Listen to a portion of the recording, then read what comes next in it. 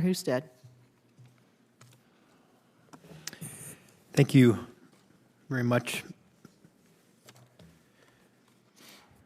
I wanted to just talk about the concept of time is money in this process.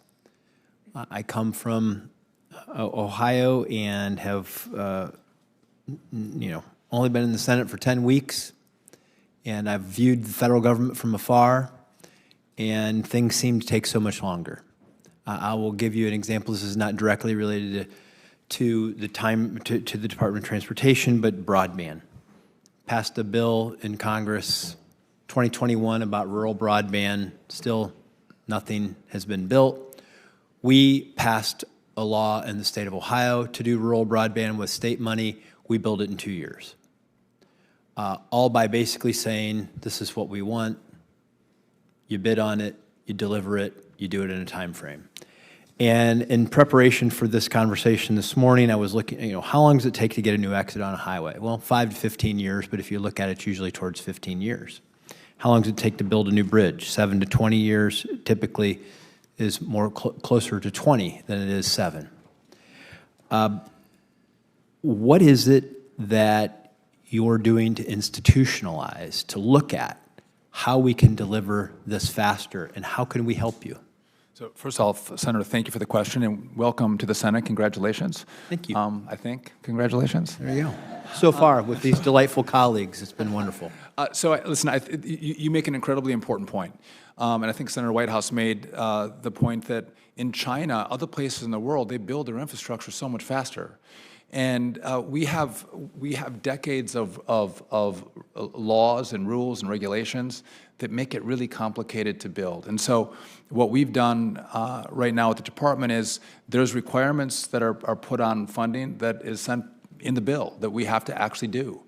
But I've asked, let's take out all the other requirements that we're putting on from the department so we can build projects faster. I think we are going to work on NEPA reform in this administration. I know that all of the body bipartisan wants to work on regulation reform as well. Again, we can protect the environment and move projects faster.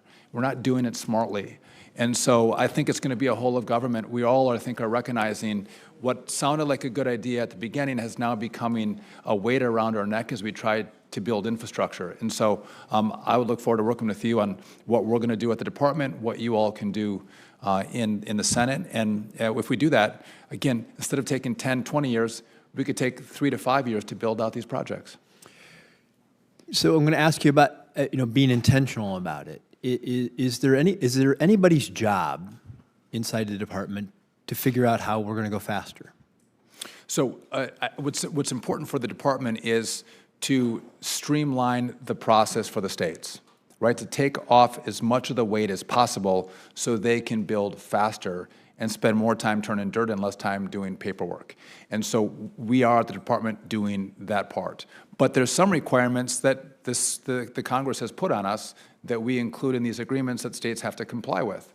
But offering more flexibility to states who have, I think, a more vested interest in moving these projects faster, I think is a key part of this as well. And I think Texas has been a great example of, delegating authority to Texas and seeing them move more quickly on projects. Well, we have the rules and regulations in place to protect people, to protect the environment, to make the process more accountable. The delays end up costing the taxpayers more, not less, because of inflation and other consequences of the delays. But as a competitive item for this nation, I just take 3 things that happened in the last 4 years: rural broadband, charging stations, the CHIPS Act, how long it takes the money to get out the door for the construction to go, while China is innovating.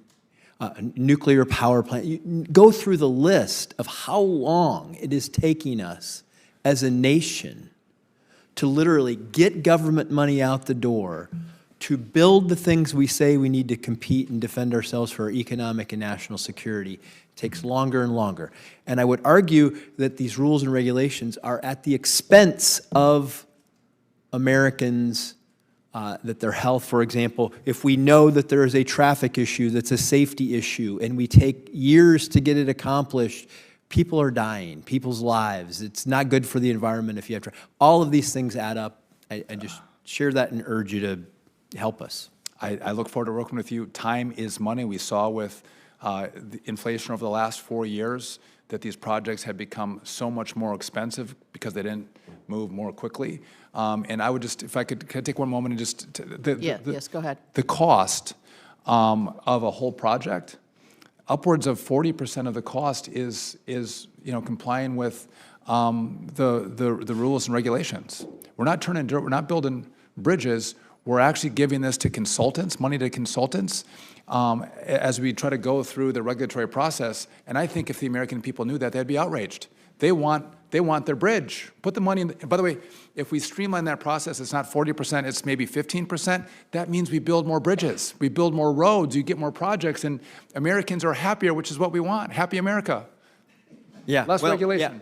Yeah. Every time you have a compliance officer or an attorney, that's one less construction worker or engineer you're employing. 100%. Thank you, Madam Chair. Okay, I'm